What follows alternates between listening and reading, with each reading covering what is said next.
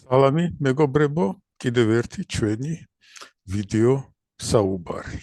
გავიხსენოთ რა იყო ჩვენი წინა ვიდეო საუბრის მთავარი მნიშვნელოვანი საფოკუსო წარმოდგენები.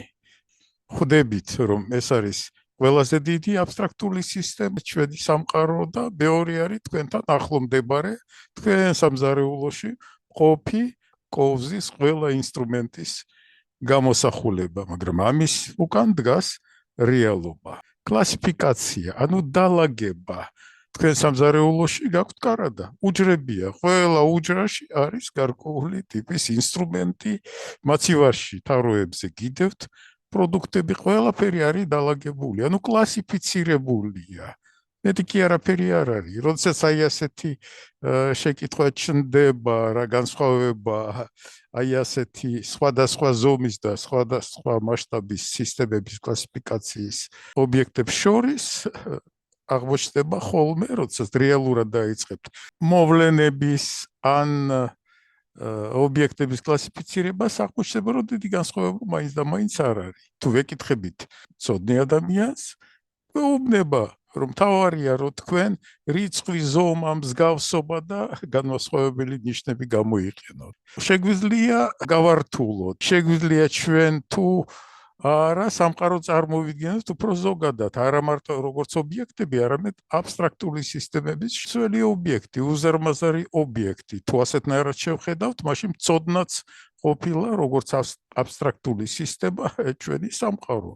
თუ ვიპოვეთ ადამიანი, რომელიც პასუხობს ამ შეკითხვაზე და მე ვპასუხობ და ამ შემთხვევაში რიცხვით, ზომით, მსგავსობით და განსხვავებული ნიშნებით კლასიფიცირება, ამ შემთხვევაშიც კლასიფიცირება უკვე ცოდნის ობიექტების და ცოდნის მოვლენების. არც მეტი და არც ნაკლები. გახსოვთ, რაზე იყო საუბარი? მოდელი. თუ ჩვენ მოვიფიქრეთ, კაფიო, ძირითადი კანონზომიერებების ამსახველი წარმოდგენა, ანალოგი, ეს ნიშნავს, რომ ჩვენ გვაქვს მოდელი. ამ მოდელში დაფიქსირებულია ობიექტური მოვლენა, შეიძლება იყოს ობიექტი თქვენს ახლო სამყაროში, ან ტექსტი, ან ფაილი, ან სურათი და ეს იქნება იმ რეალური მოვლენის ანალოგი. ასეთნაირად შემოვიდა მოდელი ჩვენს წარმოდგენებში, მაგრამ როდესაც ცოდნაზეა საუბარი,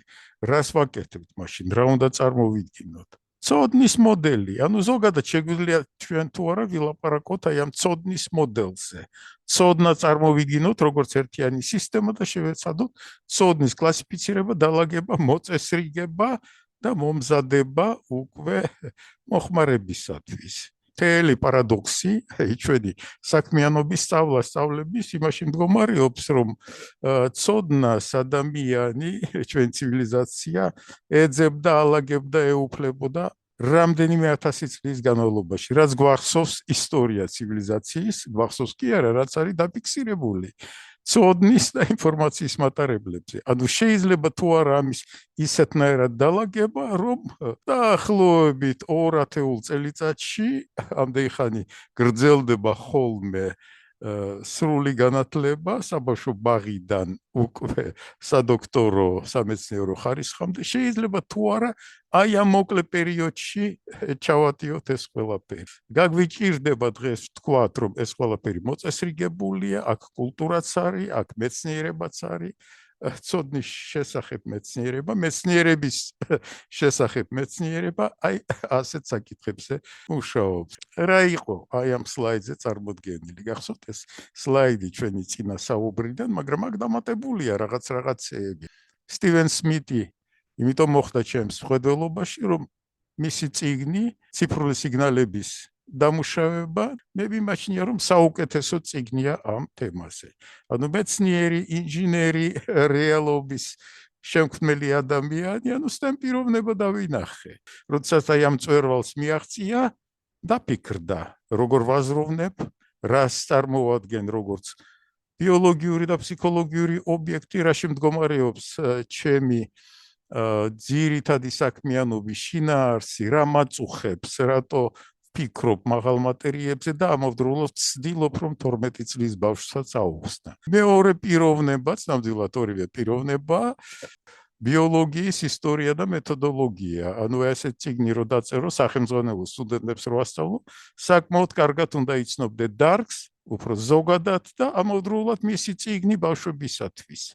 აქედან გამომდინარე, მიჩნდება, თავის დროზე გამიჩნდა და მე დავრწმუნდი ამაში, როდესაც ადამიანი, მეცნიერებაში მომუშავე ადამიანი, მიაღწევს თავის მწვერვალს, უჩნდება მოთხოვნილება, რომ დაიწყოს ამ ცოდნის გაზიარება, დაიყვანოს ეს ცოდნა ისეთ ფორმაზე, რომ მარტივი წარმოდგენებით, პირველადი წარმოდგენებით, ანუ შინაარსით შემცველი წარმოდგენებით, აი ფიზიკოსები იძახიან თითებზე ახსნის ფორმატში მოცემული, როდესაც ადამიანები ამას აკეთებენ, უკვე მათ აქვთ ყველაფერი დანახული, ყველა დეტალში, მეც მაქვს ძალიან ბევრი რამე დანახული და შემიძლია ეს გალერეა გავაგრძელო. როდესაც აი პირველად ლუსკი დავინახე, მერე ივენ სმიტის წიგნი წავიკითხე, ანუ ერთის მხრივ უმაღლეს დონეზე განხორციელებული პროფესიული და სამეცნიერო მონოგრაფიები, მეორე პოლუსზე არანაკლებ მნიშვნელოვანი, მე რომ მკითხოთ წიგნები ბავშვებისათვის. ეს გალერეა საკმაოდ ფართოა. პრაქტიკულად ყველა სერიოზულ მოღვაწეს, ცნობილ მოღვაწეს, აი ასეთი ეტაპი აქვს გავლილი. ანუ იმ განზოგადოებამდე, იმ დონის განზოგადოებამდე არის მისული, რომ ასეთ რაღაცას აკეთებს. ეს ჩნდება როგორც მოთხოვნილება. ასეთი კანონზომიერება. თუ გავიხსენებთ, მე გელაპარაკებოდით ჰერმან ჰესეზე, მისი მთავარი გმირი, როდესაც გაიარა ყველა იერარქიული სტადია იმ ფანტასტიკურ სამყაროში, კასტალიაში, გადაწყვიტა გასვლა აი ამ სისტემიდან და ბავშვის აღზრდა. რაც უფრო დიდია მეცნიერის წვლილი, უფრო დიდია მოთხოვნილება. აი ამ შემთხვევაშიც კი ნახეთ ეინშტეინი. ცნობილია ყველგან და ყველა იცის, რომ უდიდესი ფიზიკოსია, მაგრამ პრაქტიკულად ყველას დაავიწყდა, რომ ბავშვებისთვის დაუწერია ინფელთან ერთად წიგნი ფიზიკის ევოლუცია. ანუ ფიზიკის შესწავლა ამ წიგნიდან უნდა იწყებოდეს. პოპულარული და ბავშვებისთვის გასაგები ენით არის. ნუ მე არ დავიწყებ ახლა ჩემს სამეცნიერო მიღწევებზე საუბარს, მიმაჩნია რომ მეც მივახციე მაღალ დონეს და ახლა მუშაობ წიგნზე, გაგეცინებათ, მაგრამ აი ჩვენი პროექტიც არის მომზადება ამისათვის. კვერცხის მოხარშვის მეცნიერება.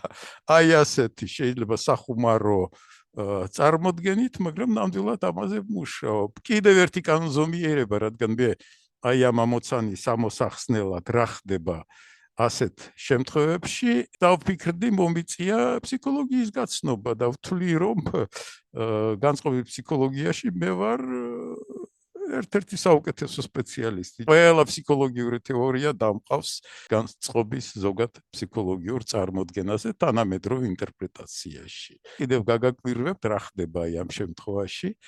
გაევიხსენოთ ის კანონზომიერება, რომ ჩვენ ყოველთვის გვახლავს ლორენცის დემონი. ჩვენ ყოველთვის ვცდილობთ უპირატესობა მოვიპოვოთ ნებისმიერ კონტაქტში. აი ადამიანი, მეცნიერებაში მომუშავე პიროვნება, როდესაც აღწევს იმ დონეს, რომ თავისი ლორენცის დემონი აქვს მოთვინიერებული, მაშინ თავისუფალია, მაშინ შეუძლია ამბიციების გარეშე დაიწყოს საუბარი ბავშვებთან. თავისი დარგის მომავალზე და მის განვითარებაზე დაიწყოს ფიქრი და ზრუნვა.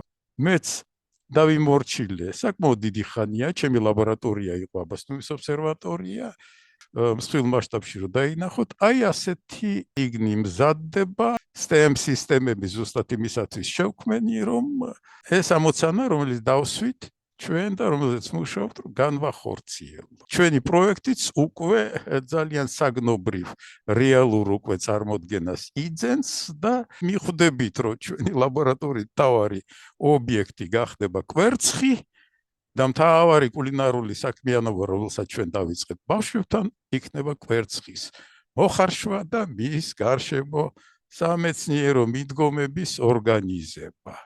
მე მგონი ყველაფერი უკვე საბოლოოდ გასაგები გახდა, თუ მომხვებით ბევრ აღმოჩენას გააკეთებთ, გაგიჩნდებათ გარკვეული აზარტი, აი ამ ზოგადი ცოდნით, რაზეც იყო საუბარი მთელი ამ ციკლის განმავლობაში მოუხარშოთ კვერცხი. მომავალ შეხვედრამდე.